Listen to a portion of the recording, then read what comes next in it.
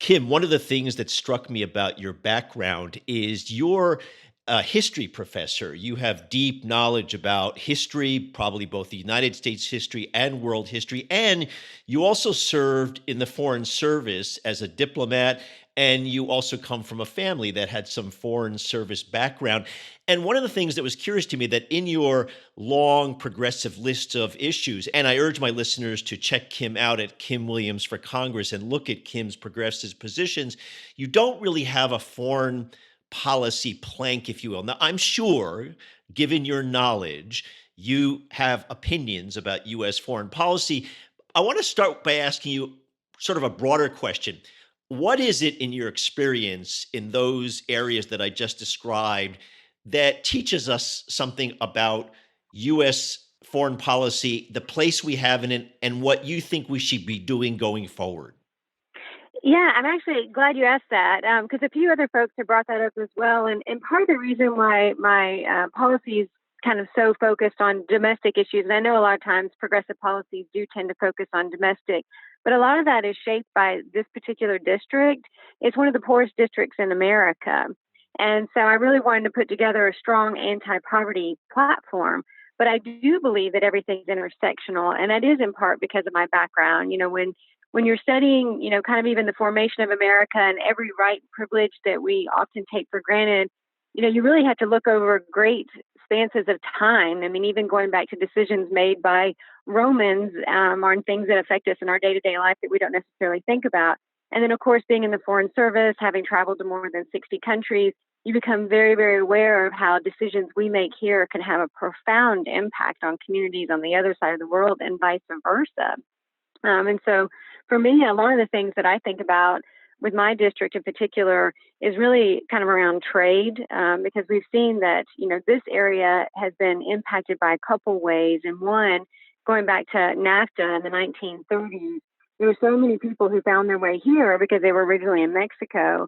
And after NAFTA passed, it immediately impacted them in a pretty strong negative way. A lot of people lost farms. It forced a lot of people to become migrants and to work their way up here to find jobs, and they were pretty vulnerable. And so this has impacted them, and it's also impacted a lot of other people who lived here, and it's caused a tremendous amount of job loss. And then looking even at trade today and some of the policies that we're looking at that have become more corporate friendly and not necessarily very worker friendly, and a need for Congress to kind of pay more attention to that.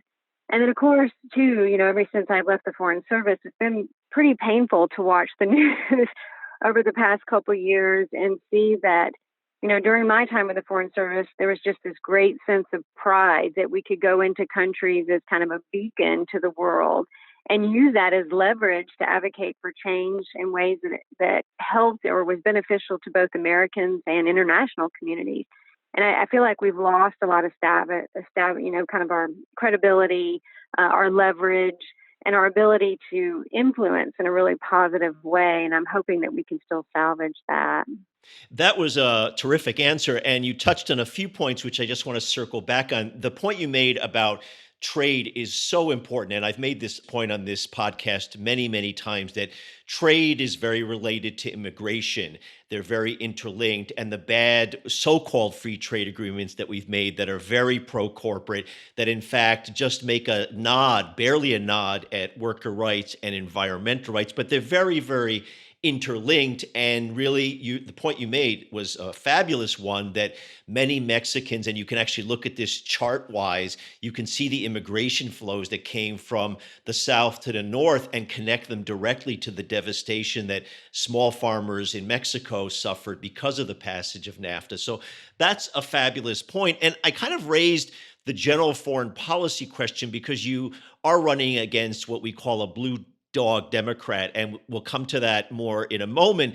But I think part of the problem as it relates to foreign policy is the disastrous positions that the Democratic Party has taken, certainly on foreign wars, certainly on money that's been wasted on the Pentagon. And I think all of those are related to the progressive values and vision when we're talking, for example, about where we're going to find money to pay for good things. Well, we throw away tens of billions of dollars, hundreds of billions of dollars on the military. So that's why I wanted to kind of get you to talk about that, because I do think it's very relevant to the vision you're proposing in contrast to the incumbent. Yeah, no, that's a great point, and people do talk about that a lot. I know, sometimes folks get anxious about some of these big reforms that people are talking about now, myself included. And the number one question they ask is, how are we going to pay for that? And to me, it's kind of an interesting question because Congress can pay for however it wants to pay for. But you're right, there's just been this long tendency going all the way back to the end of World War II. And I think a lot of that was really tied to the beginning of the Cold War, where we see this phrase kind of come up around, the military industrial complex, the Cold War, and the hot economy. And I think what happened was a lot of folks realized that World War II had really brought America out of the Great Depression. The New Deal did a lot of wonderful things. It saved a lot of people from the brink. But all that money that moved around in order to, prepare us for war really did a lot for the economy. And so people were trying to keep that going. And so what you see is over the decades, there's kind of, all these parts throughout America that are artificially supported. And that's what's kind of fascinating to me is that, if we keep a plant in some remote part of Kansas operating that makes tanks or some other obsolete piece of equipment that we're making the military buy, well, a representative may argue that that's just supporting good American jobs. But if we were to move that same sort of money to, say, do a Green New Deal that was bringing in, environmental experts and scientists into a community like mine that could help us with, actually finally solve some of our water issues and some of our, dirty air issues, that's somehow socialism or bad or some sort of giveaway. But, absolutely, we need to be looking at money that we spend. It's, I think, 680 billion. It's more than half of our discretionary spending is going to the military. And so, absolutely, we could be moving some of this. I mean, even their own internal reports are saying that there's an enormous amount of waste. And they're even identifying ways that they could cut savings, but we just don't have a Congress that's willing to do that. And I want to ask you one last question about this sort of global perspective, and then we're going to turn to all the economic issues in your district, which are key to your race. And that is your view about American exceptionalism, because I think that's one of the underpinnings of the problems we have, that both parties have sold to the American people for many decades, this notion that somehow we're special, this sort of puffed up chest of Americans are great. And oftentimes you hear, and I hear this from Democrats and liberals too, that they say, we have the smartest people in the world. If we just had an even playing field to compete in the global economy, we would win. And it kind of sickens me, actually, because underneath that is sort of this latent racism, frankly, that makes it sound like Americans are somehow special or great. And I think it then underpins the justification and the reasoning given to lots of voters that, hey, this is why we're going to war. Now, of course, we know that a lot of these wars are about oil and economic interests, but the philosophical underpinnings are really always befuddling at best. And I'm just curious what you think about this concept of American exceptionalism. Yeah, I mean, it's been around a long time, and I definitely would categorize it as political theater. And I think, a lot of that played into the last election. It's just a very cheap way to uplift people. You don't have to do anything. They don't have to do anything. There's no work behind it. You're just automatically labeling someone as special. And it creates a lot of good feelings and a lot of buy-in. And it can also be kind of a distraction. Like you said, it's very common in politics where we'll label bills something like No Child Left Behind, for example. It sounds really good. It might be hard to argue with, oh, do you want to leave a child behind? And you get into these very superficial discussions. But, most people don't have the time or maybe take the time to scratch that surface a little bit to say, well, what does this actually mean? And is it living up to how it's actually being described? And so I think, politicians have done it, for a very, very long time in this country, unfortunately, because it's worked. I do think, or at least I'm maybe a little too optimistic, that we're at a point in time where people are really paying attention and people are seeing that, what is kind of being talked about is not matching reality. And I think people are a little more globally aware. And we're also far more diverse. And so I don't think we accept some of those messages the same way anymore. So, a couple of minutes ago, you mentioned the concept of dirty air, and I was shocked when I looked at your website about the level of poor air quality in your district that has some of the highest ranked, and not in a good way, dirtiest air in the entire nation. And Yep. I assume a lot of that comes from the pollution from agribusiness. You'll correct me if I'm totally off about this. And I wonder how much that issue of dirty air is really a very salient point that you find among residents as you're campaigning. And explain to my listeners what the situation is with the dirty air in your district. Yeah, no, you're absolutely right. It is not a great statistic, and we do have the dirtiest air in America. And there's a couple factors that go into that. One, a lot of this region was, a former lake bed. We are a valley, so it's going to trap air in a way that it may not in another area. But then you're absolutely right. Big ag is definitely a strong contributor, and then the trucking. So we're kind of a pass through for folks going, between San Francisco and Los Angeles. So you have a lot of that. But then, of course, with ag, you got to get that food in and out of here, and so that typically comes by truck. And so that's also really impacted us as well. And that was one of the things. There were many things that drew me into the race, but that one in particular really, really bothered me because my opponent, like you said, is a blue dog Democrat, and he takes an enormous amount of money from the very companies that are polluting this area. And I think that's why nothing has really been done here. But this should be kind of a no-brainer. This should be bipartisan. I think everyone here wants clean air. They want clean water. And so there's really kind of no excuse for not pursuing that unless, of course, your campaign checks are so significant you feel like you can't. And yes, your point is correct. I-5, I guess, goes right through your district. So there And must, and 99. 99, and there Yeah. must be I know California a little bit, having lived there, and you're in the central part of California, and so I can see, just visualize the amount of trucking that probably just flies through there on a daily basis, transporting, as you point out, food. And your point is correct. Jim Costa, your opponent, the blue dog Democrat that you hope to defeat. I just checked this on opensecrets.org, which is a great website to look at this stuff. And the PAC money he's gotten, first of all, 82% of it comes from big business. And of that, he got in this last cycle $152,000 from agribusiness and $62,000 from fossil fuel interests. So connected, those two interests contribute obviously to air pollution, both the agribusiness and the fossil fuel folks. And so your point is really right on, that the reason nothing's being done is because the big interests are paying off the incumbent. Right. No, I absolutely agree. And so my question was, how much of that is really something that your voters and your potential constituents are really bringing up when you go door to door or when you do public meetings? They're bringing it up with him, and he's having a hard time defending it. And it's nice to see, like, when you mentioned Open Secrets, people are looking at that. I've been at candidate forums with him where people are challenging him directly, saying, "You're taking campaign contributions from very problematic sources. Will you commit to no longer take money for them?" And he says no, that he won't do that. And we've already knocked on about 4,000 doors, and air and water, probably actually more water comes up. People they're very much aware of the air. We have one zip code in Fresno where your life expectancy, if you're born in this zip code, is cut short by 20 years. So I think that they're aware of that more broadly, but water in a lot of ways becomes more desperate, because we've got 80% of our disadvantaged communities have no access to clean water, yet they live within 1 mile of communities that do have access to that. And we'll knock on doors because we started with the poorest zip codes when we started our field campaign.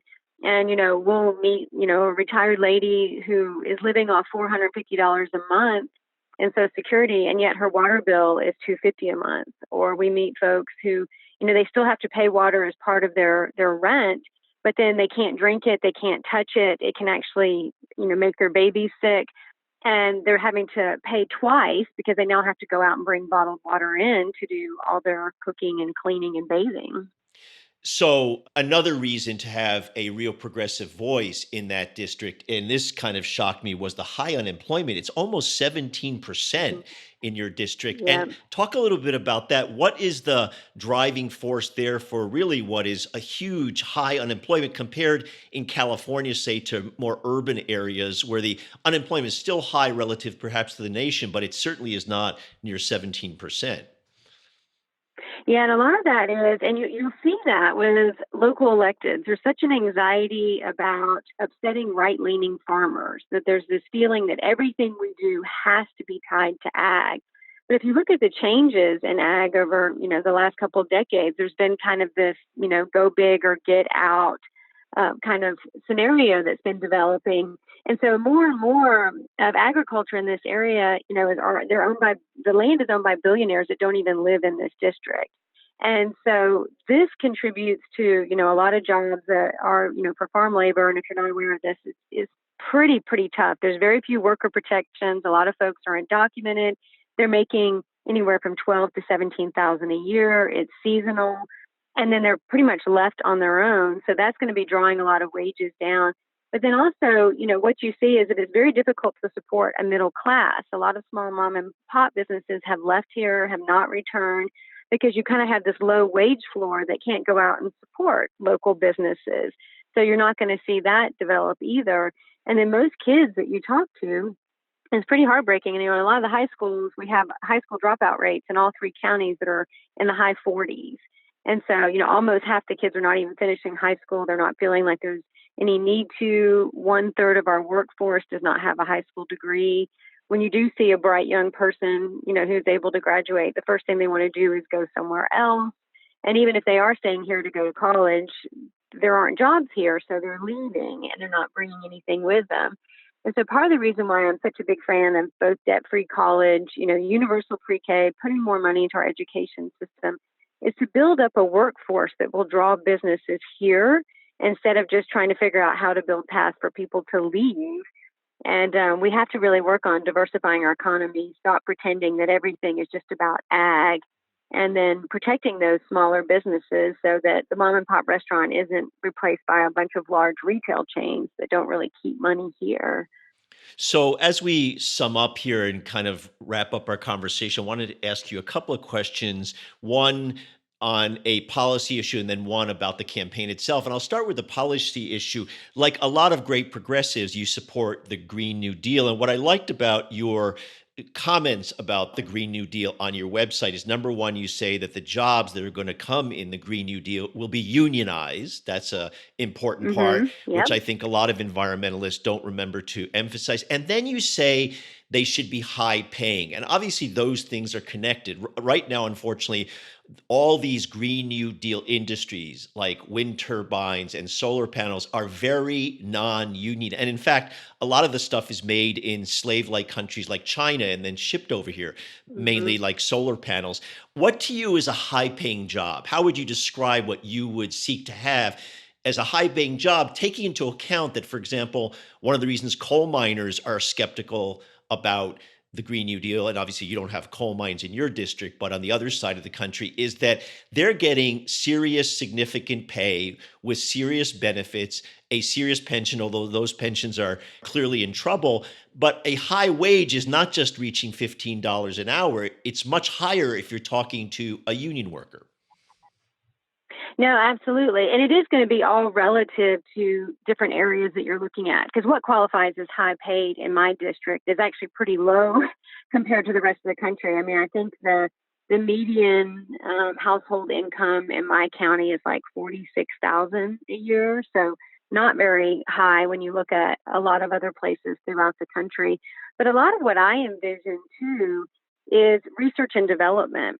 And because we do have a UC Merced here, and I am looking at ways that we can kind of build upon that and connect with that so that it's not just about those types of positions, which you do want to negotiate with local labor and wages that they feel are good and that they can support a family on, but that also you're drawing in kind of higher paid, more highly trained positions. Because part of what I'm thinking too is like, with the original New Deal, which really, really helped a lot of rural communities, it's about building up that middle class of these trained experts that people are going out there and solving problems we don't even know how to solve yet. And then getting them to stay, creating these middle class communities that young people want to move into instead of away from. And then hopefully starting up businesses on their own or drawing in other businesses into this area because there's that great workforce that they're not going to be able to find in some other places. And so what's interesting about the challenges that we face, having the dirtiest air in America, having the water issues, is it's also an opportunity to draw in the greatest minds to areas like this so that they can take on these really significant challenges, hopefully win at them, and then use those in other parts of the country that need them as well. Last question to you is about your campaign. Now, you mentioned just a few minutes ago that you've knocked on, I believe I remember this, 4,000 doors so far in the Yeah. campaign.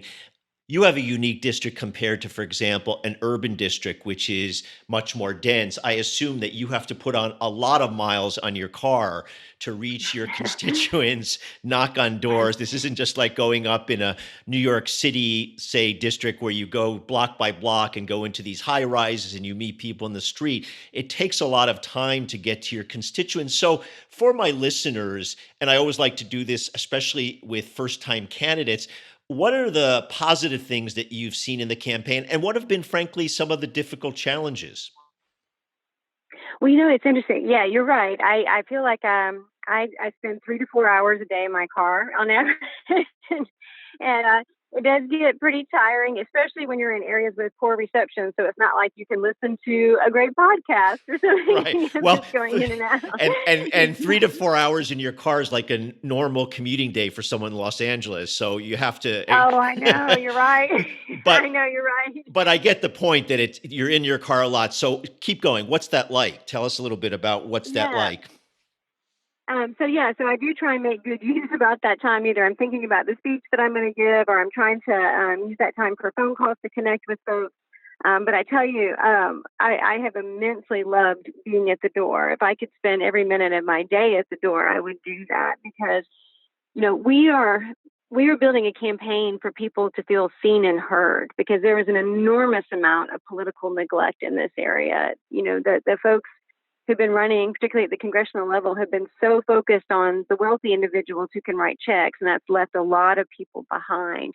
So, how delighted a lot of people are that you're knocking on the door and asking them about the issues that they care about. And we get a lot of hugs and we have a lot of positive responses. Kids come out to talk to us, and all those things feel good. And so it helps you kind of keep going, even on days when you're tired. It's not always 100% positive because I will say, with this campaign at this stage, we knock on every single door. So if you're a registered Republican, we're still going to come and talk to you. And so we have had Trump supporters who are not as open arms or embracing as some other folks. But I do think it's important to engage. I think people appreciate someone coming and looking them in the eye, shaking their hand, and saying, "These are issues that I care about, and I think you should take a look at this."